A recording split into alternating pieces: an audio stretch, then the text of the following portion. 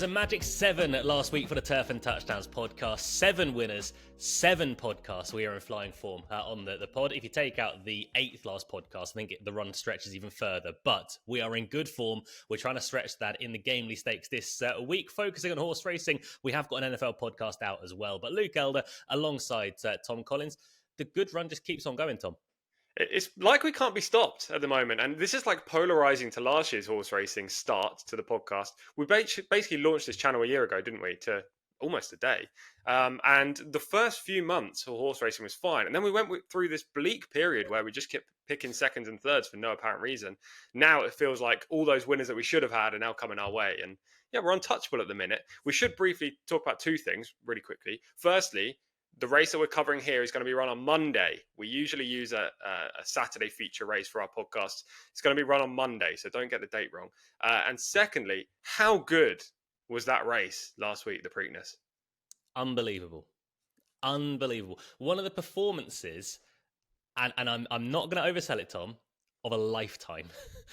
For journalism to do that in a classic, in Grade 1 company, unbelievable. He was knocked sideways turning for home. Flavien Prat was gross riding. It doesn't look as bad from the aerial view, but it was still gross. Like, what are you doing? You beat... Give him a little bit of room. It was real bad from Flavien Prat. We expect better. But when that happens, Tom, you're looking at journalism going, well, not today. That's really unfortunate. But turns out it was today. He was so good.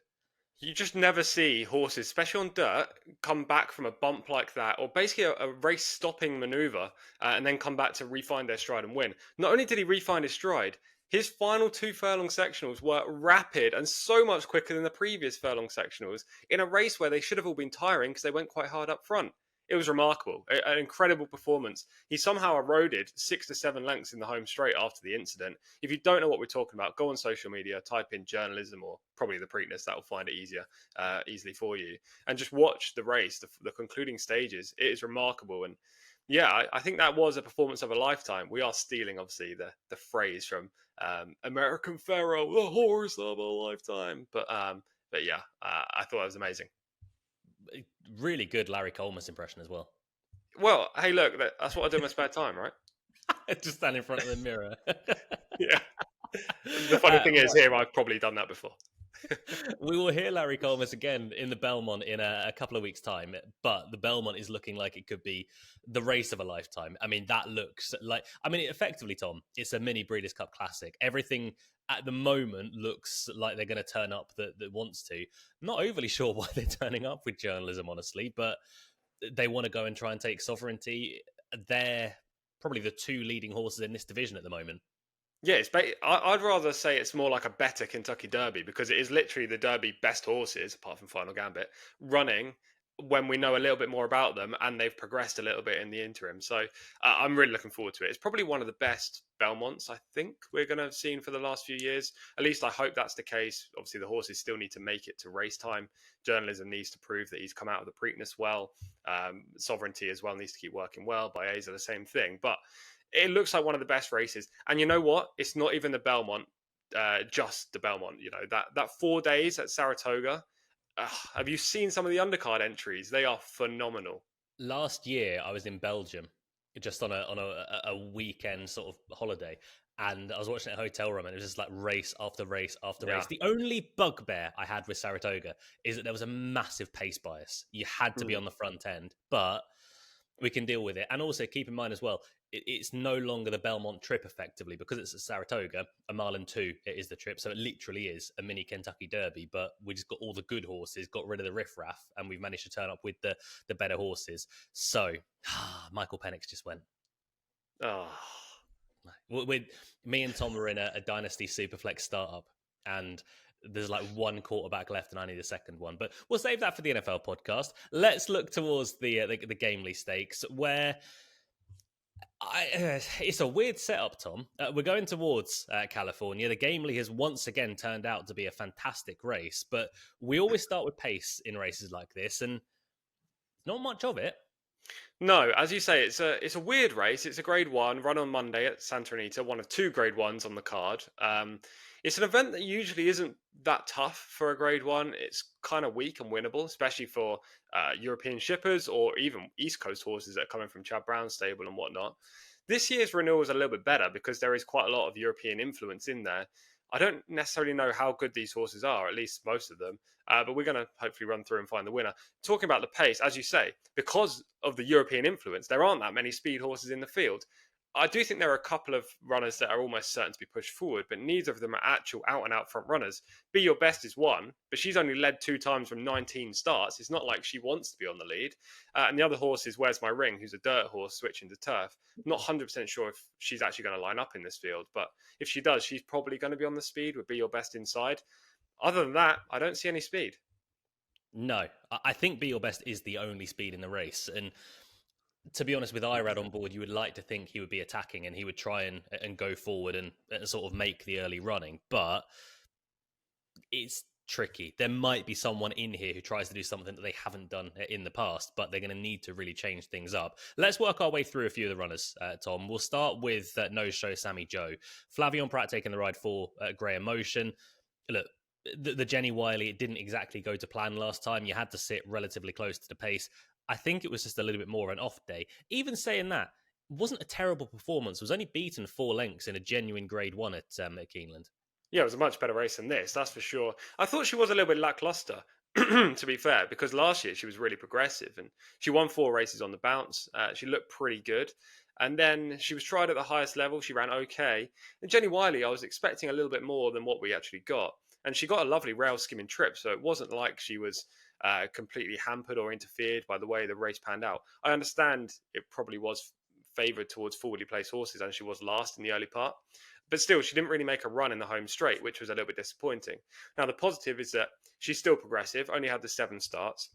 Grey Emotion doesn't send horses across to the West Coast for no reason. And actually, in the last 12 months, he's 3 from 6 at Santa Anita, which is a pretty good stat. And furthermore, Flavien Prat takes the ride, which, again, is a big positive for No Show Sammy Jo. So there's stuff to like, but there was also stuff that you have to forgive if you like her in this spot. Mm-hmm.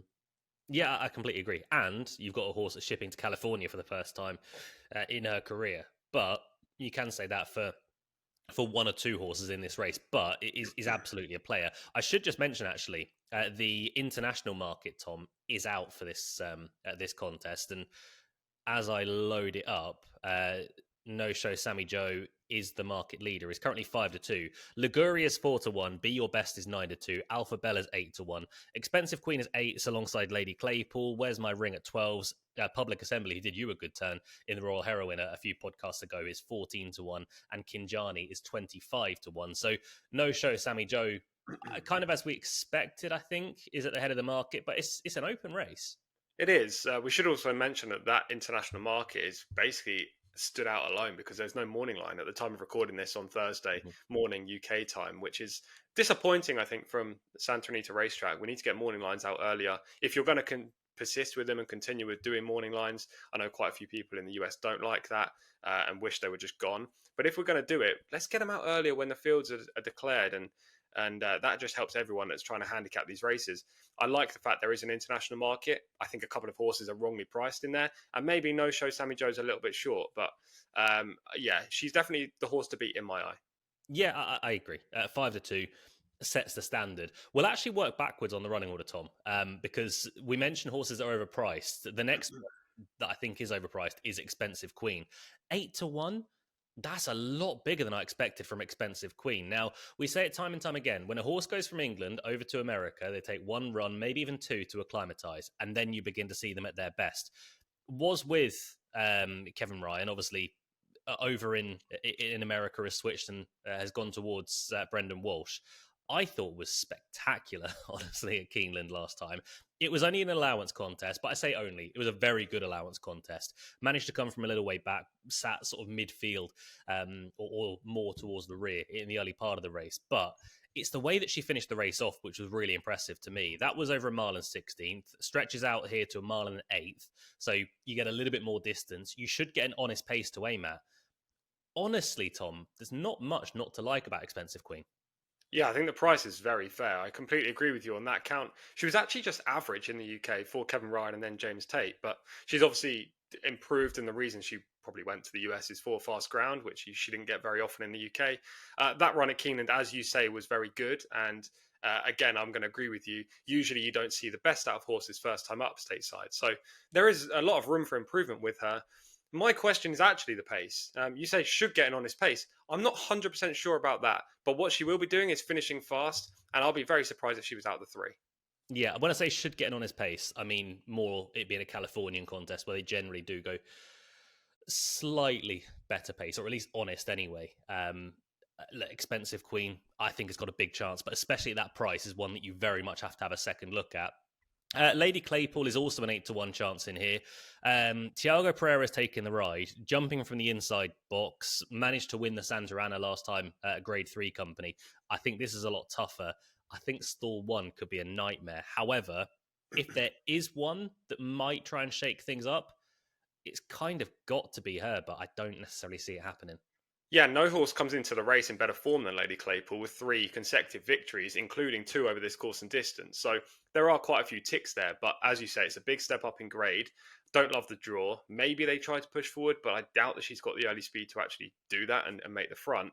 I think this is probably the end of her development, and they're kind of shooting at the stars with her. I think she'll fall short. But the interesting point here is that she's 8-1, you say, and so is Expensive Queen in the international market.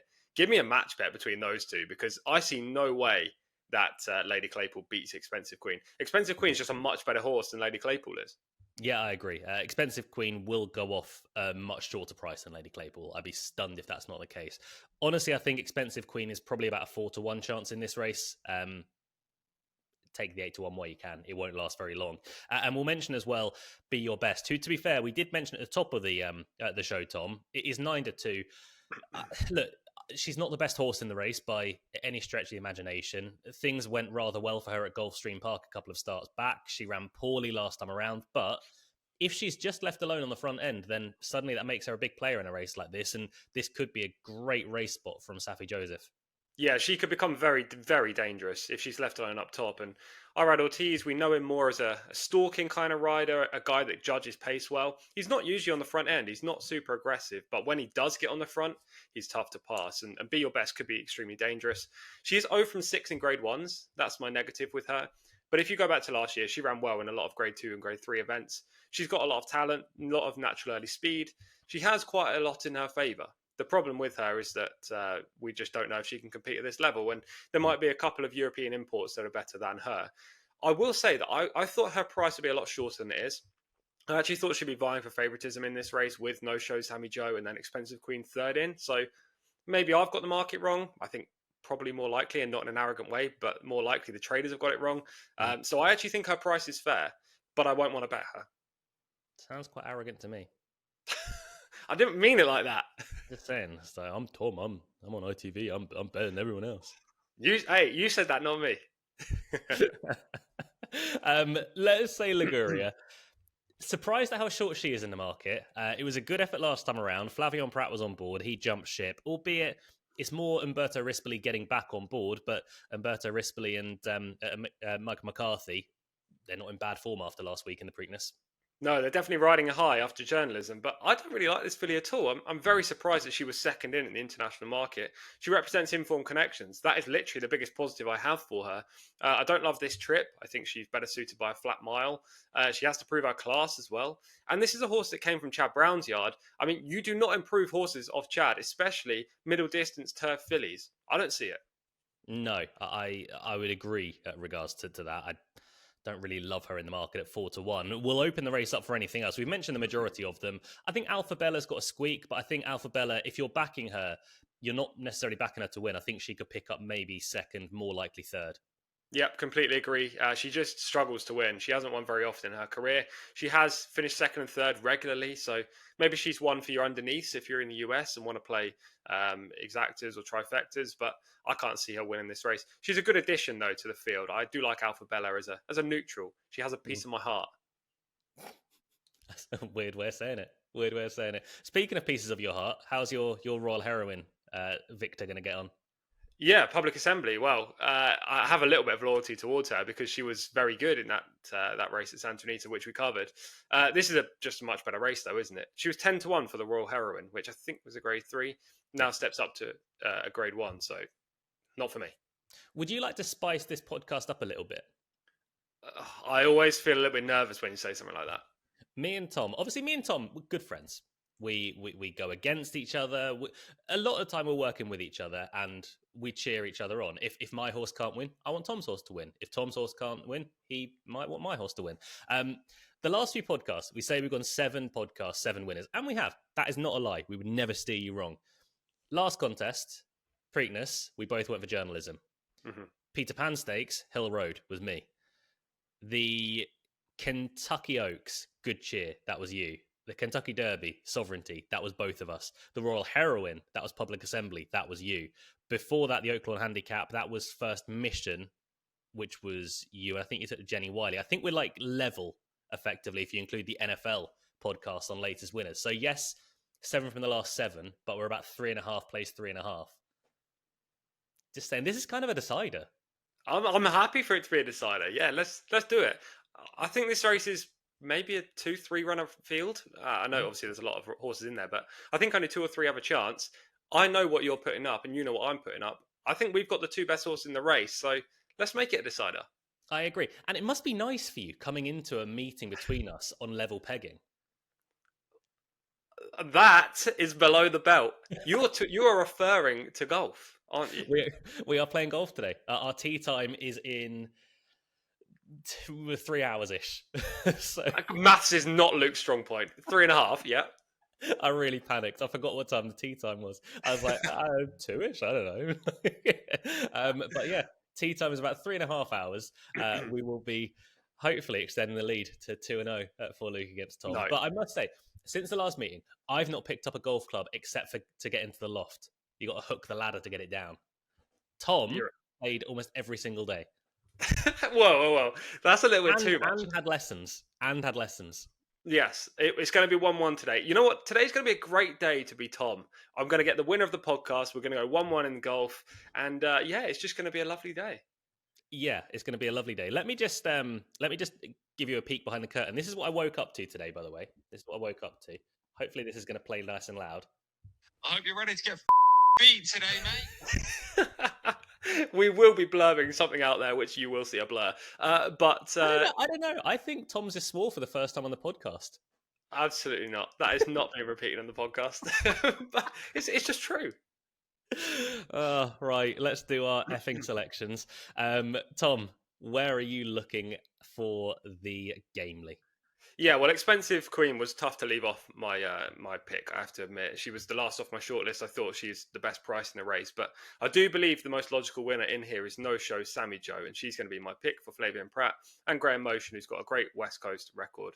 I think she's just the best horse in the race. She's only had 7 starts, 4 wins, going to be improving. Put a line through that Jenny Wiley run, first off the layoff. This is much easier. And if she shows up like she did last year, I think she can take this contest. Yeah, I fully respect the pick. Should be at the head of the market as well. I just think Expensive Queen is the value at 8-1. Anything down to 4s, honestly, I think is value in this spot. Kazushi Kimura loved the jockey booking. I'm hoping he can sit a little closer to the pace than Expensive Queen was able to last time around. But the turn of foot she showed, she didn't even get a clear run into the contest either. I think there's so much more to come from her over in America, full stop, but especially in California, where maybe the turf racing isn't quite up to scratch. This is a good renewal of the GAMELY, but Tom, I like the horse named after you, Expensive Queen. We need to end this podcast right now. That is Turf and Touchdowns horse racing done, but do not fear. I know this race is on Monday. You can have double Turf and Touchdowns because we are just about to go and record our NFL podcast as well. Reacting to the schedule release, we'll try and steer you the way of maybe a couple of bets as well in the podcast. But the NFL season, we're about 50% of the way through it. Go check that video out on our page right now. Anything else you want to say, Tom, before another embarrassing defeat? We haven't talked about the subscriber count last week. To be fair, though, it's because everyone at home let us down last week. They did. Tom specifically said, I want 750 by the end of the week. And last what did time we end with? We weren't. We're 740. 740. It was a good effort, but it wasn't a great effort. We need to get more. Come on, guys. We provided winners too. Tell your friends. Smash that button. Yeah, literally say Tom and Luke are well good at this. Don't say that. That's shocking. No, just say that. Just say that because it leaves a bit of vagueness. They're like, what are they good at? Let's go find out. And then they'll go like, what? They are well good at this. Then they'll go to their friends and go, look, Tom and Luke are well good at this. No? Yeah. Okay, that's our advert done. But subscribe, leave a comment down below with who you like for the GAMELY stakes. Go join us on our NFL video as well, and make sure, as I say, you are subscribed to the channel. We are 10 away from 750 at the moment. We're off to record our NFL podcast until we next get to speak to you, hopefully in a matter of seconds. Stay safe, look after one another. Bye.